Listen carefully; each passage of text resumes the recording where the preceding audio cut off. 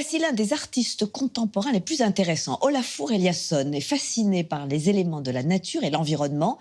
Il présente l'exposition « Objets définis par l'activité » dans un lieu singulier, l'espace Muraille à Genève. 16 installations expérimentales qui sont autant de recherches sur la perception de l'espace et le jeu avec la réfraction de la lumière.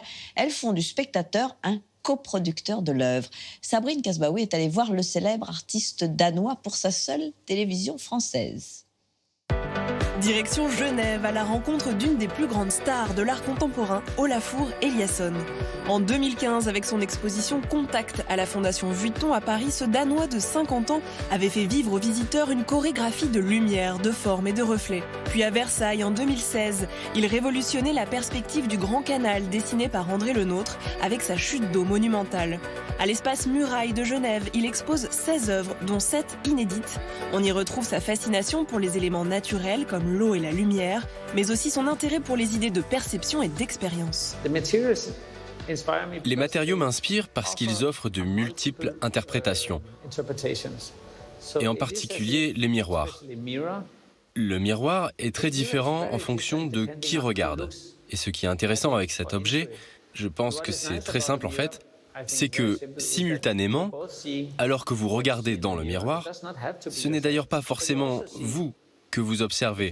Vous voyez aussi le fait de voir. Donc certains matériaux attirent l'attention, non pas sur l'objectivation de notre environnement, mais sur la construction de notre perception de l'environnement.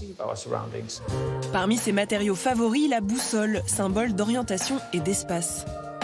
Peut-être pensez-vous que lorsque vous vous rendez dans une exposition, que vous laissez le monde derrière vous, à l'extérieur. Mais j'ai toujours été intéressé par cette idée que lorsque vous entrez dans une exposition, vous êtes en fait plus près du monde. Et c'est pour cela que c'est bien de voir une boussole, pour voir dans quel sens tourne le monde. Olafur Eliasson travaille en lien avec l'architecture même du lieu où il expose, mais aussi plus largement avec l'espace urbain, comme ici avec son Rainbow Panorama à Aarhus au Danemark. Pour l'artiste, l'expérience sensible du spectateur est fondamentale. Je me pose toujours la question suivante. Puis-je faire une œuvre qui, d'une manière ou d'une autre, suggère ou propose aux visiteurs que regarder ou expérimenter cette œuvre, ce n'est pas la consommer comme on irait au supermarché, mais que c'est en fait la créer également, comme pour devenir co-auteur de cette œuvre.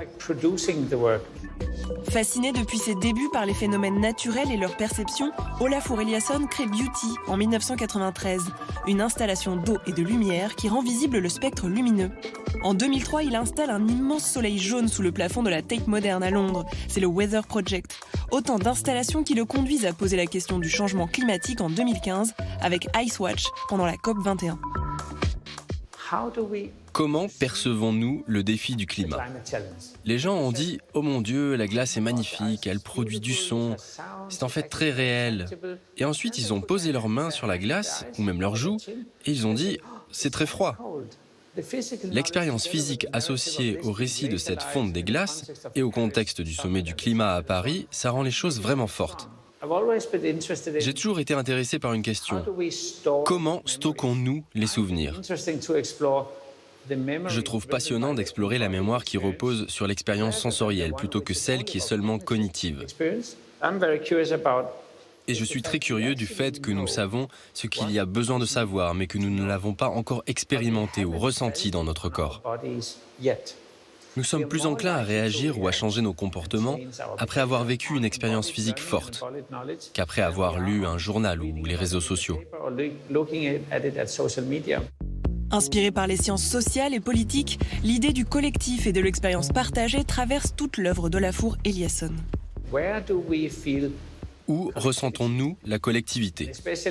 Et en particulier quand on vit dans un pays, un monde, un continent, l'Europe, où l'idée du « nous », de la communauté, est en déclin.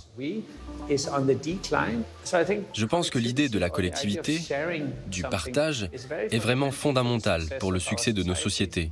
Et je pense que le secteur de la culture est peut-être l'un des endroits où cette idée peut être le mieux défendue.